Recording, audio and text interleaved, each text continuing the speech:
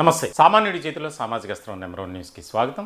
నేను రవీంద్ర. ఆంధ్రప్రదేశ్ రాష్ట్ర రాజకీయాల్లో గత కొంతకాలం నుంచి చిన్నబాబుకు పట్టాభిషేకం అనే ప్రచారం జోరుగా సాగుతుంది. ఇక సోషల్ మీడియా వేదికగా అయితే అది పతాక స్థాయికి చేరుకుంది. ఉగాదికే ముహూర్తం ఖరారు.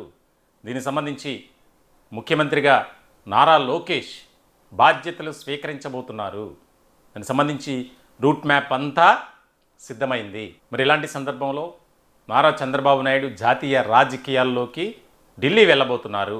ఆయనకు ఎన్డీఏలో అంటే ముఖ్యంగా భారతీయ జనతా పార్టీ నరేంద్ర మోదీ ప్రధానమంత్రిగా ఉన్నారు. ఆయన కీలక బాధ్యతలు చంద్రబాబు నాయుడుకు అప్పగించబోతున్నారు అనే ప్రచారం అయితే గత దాదాపుగా 2 నెలల నుంచి బాగా జరుగుతుంది. ఇప్పుడు ఈ ప్రచారానికి ఎండ కార్డు పడేలా చేశారు నారా లోకేష్. తాజాగా ఒక జాతీయ మీడియాకు ఆయన ఇచ్చినటువంటి ఇంటర్వ్యూలో చాలా కీలకమైనటువంటి కామెంట్ చేశారు. ఆ సదరు ఛానల్కి సంబంధించినటువంటి యాంకర్ అడిగినటువంటి క్వశ్చన్స్లో ముఖ్యమైనదిగా సీఎం అంశానికి సంబంధించి చాలా విషయాలు మాట్లాడారు. రెడ్ బుక్ గురించి మాట్లాడారు, అలాగే టీటీడీ అంశాన్ని గురించి మాట్లాడారు.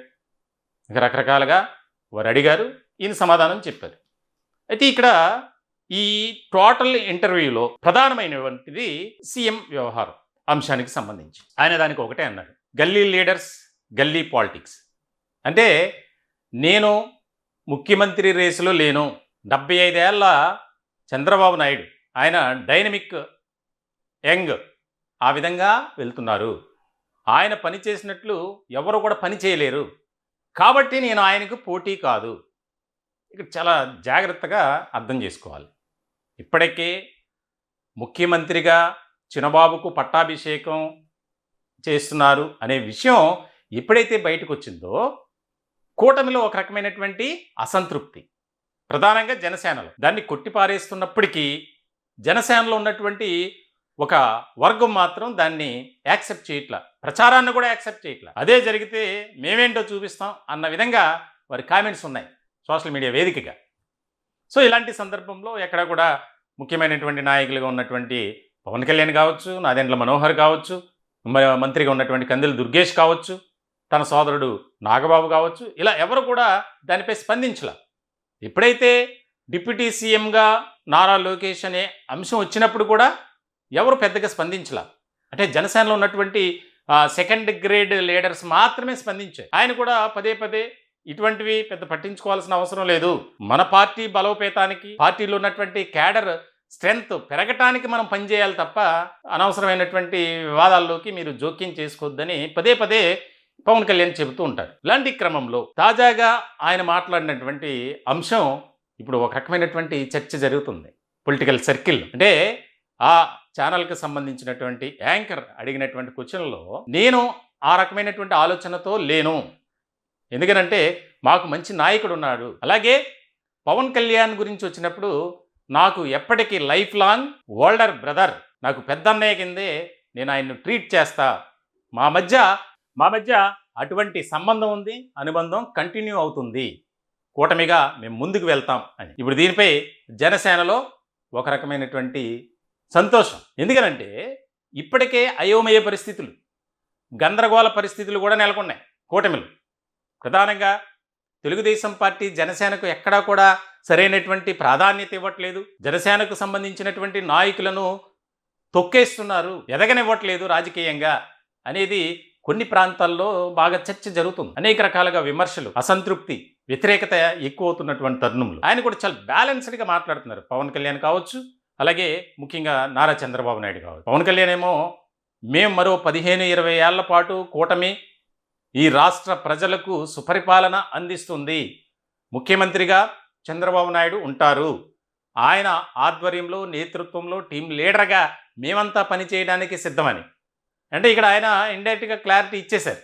సో ఇటువంటి సందర్భంలో టీడీపీలో వచ్చినటువంటి ప్రస్తావన లోకేష్ బాబుకు పట్టాభిషేకం, ముఖ్యమంత్రిగా ఆయన్ని ఎన్నుకుంటారు కాబట్టి ఇవి కార్యక్రమాలు జరిగేది కూడా అందుకే. అంటే తాజాగా అసెంబ్లీ సమావేశాలు మొదలైన తర్వాత కొద్ది రోజులకి పార్లమెంటు నియోజకవర్గాల వారీగా ఎవరైతే ఆ ప్రాంతంలో ఉన్నటువంటి ముఖ్యమైనటువంటి నాయకులు, అంటే ఎమ్మెల్యేలు కావచ్చు, ఎమ్మెల్సీలు కావచ్చు, ఎంపీలు కావచ్చు, వారు కుటుంబ సభ్యులతో సహా డిన్నర్ మీటింగ్ అని కార్యక్రమాన్ని పెట్టారు. ఎప్పుడైతే ఈ కార్యక్రమాలు మొదలు పెట్టారో అప్పటి నుంచి ఈ యొక్క అంశం మరింతగా ప్రచారం ఎక్కువైపోయింది. అంటే భవిష్యత్ కాలంలో లోకేష్ తన సపోర్ట్ను కోరుకునేవారు ఎక్కువగా ఉండాలి, ఆ సంఖ్య జాబితా ఎక్కువ ఉండాలనే ఆలోచనతోనే ఈ కార్యక్రమాలు నిర్వహిస్తున్నారు అనేది సాధారణంగా ఎవరికైనా అదే రకమైనటువంటి డౌట్ వస్తుంది. ఇప్పుడేముంది, అనవసరమైనటువంటి ఆగమేఘాల మీద డిన్నర్ మీటింగ్ ఏంటి అని. కానీ ఆయన ఒక ఆలోచన, అసెంబ్లీ జరుగుతుంది కాబట్టి అందరూ అందుబాటులో ఉంటారు కాబట్టి మళ్ళీ ప్రత్యేకంగా పిలిచి కూటమి పార్టీల నేతలతో డిన్నర్ మీటింగ్ అంటే అది అనేక రకాల విమర్శలకు తావిస్తుంది. కాబట్టి ఆ రకమైనటువంటి విధానం కాకుండా ఇప్పుడే చేస్తే బాగుంటుందని, అది మంచి శుభ పరిణామమే. ఎందుకంటే ఉన్నటువంటి అప్ అండ్ డౌన్స్ ఏవైతే ఉంటాయో పార్టీల్లో, కూటమి పార్టీల్లో, అవన్నీ కూడా ఎరైజ్ చేసుకునేటువంటి సమయం అది. అందరూ కూడా ఆప్యాయతగా మాట్లాడుకుంటారు. ఒకవేళ లోపల ఏమన్నా విభేదాలు కానీ వివాదాలు ఉన్నప్పటికీ కూడా అందరూ ఒక వేదికపై ఉంటే అదొక రకమైనటువంటి బలాన్ని చేకూర్చే విధంగా ఉంటుంది అనే ఆలోచనతో లోకేష్ ఈ కార్యక్రమాన్ని మొదలుపెట్టారు. కానీ దాన్ని కూడా ఒక రకమైనటువంటి దీన్ని అంటే త్వరలోనే లోకేష్ ముఖ్యమంత్రిగా ఆయన బాధ్యతలు తీసుకుంటారు కాబట్టి ఆయనకి ఏ రకమైనటువంటి ఇబ్బందులు రాకుండా కూటమి పార్టీలకు సంబంధించినటువంటి నేతలను ఆయన గ్రిప్లో పెట్టుకోవడానికి ఈ కార్యక్రమాలన్నీ చేస్తున్నారు అనేది ప్రచారం జరుగుతుంది. ఇప్పటికి కూడా జరుగుతుంది అది. కానీ దాన్ని పటాపంచులు చేశారు లోకేష్. ఎందుకనంటే సాధారణంగా చెప్పాల్సినటువంటి అవసరం లేదంటే అది అలా అలా అలా అలా పెరిగి ఒక రకమైనటువంటి గ్యాప్ క్రియేట్ అవ్వడానికి ఎక్కువ అవకాశాలు ఉంది. ఇప్పుడు కూటమి పార్టీలు, తెలుగుదేశం పార్టీ, జనసేన, భారతీయ జనతా పార్టీ బ్రహ్మాండమైనటువంటి మెజార్టీ స్థానాలను కైవసం చేసుకుంది. మరి ఇటువంటి తరుణంలో భారతీయ జనతా పార్టీ కూడా అసలు ఎన్నడూ లేని విధంగా ఆంధ్రప్రదేశ్లో 8 స్థానాలను కైవసం చేసుకుంది. 10 స్థానాల్లో పోటీ చేస్తుంది. అది కేవలం జనసేన సేనాని పవన్ కళ్యాణ్ వల్లే సాధ్యమైందని పొలిటికల్ సర్కిల్లో ఒక చర్చ జరిగింది రిజల్ట్ తర్వాత. అది వాస్తవమే. మరి ఇటువంటి క్రమంలో 3 పార్టీల మధ్య వైషమ్యాలు కలిగే విధంగా భారతీయ జనతా పార్టీ పక్కన పెట్టిన టీడీపీ, జనసేన మధ్య గ్యాప్ వస్తే మాత్రం అది కూటమికి తీవ్రమైనటువంటి నష్టాన్ని చేకూర్చే విధంగా ఉంటుంది. కాబట్టి ఇక్కడ లోకేష్ కూడా జాగ్రత్తగా మాట్లాడారు. ఎందుకంటే ఆయనే ఖండించాల్సినటువంటి అవసరం ఉంది కాబట్టి సరైనటువంటి సమయంలో ఖండించారు అనేది కూడా రాజకీయ విశ్లేషకులు దాన్ని ఒక రకంగా విశ్లేషిస్తున్నారు.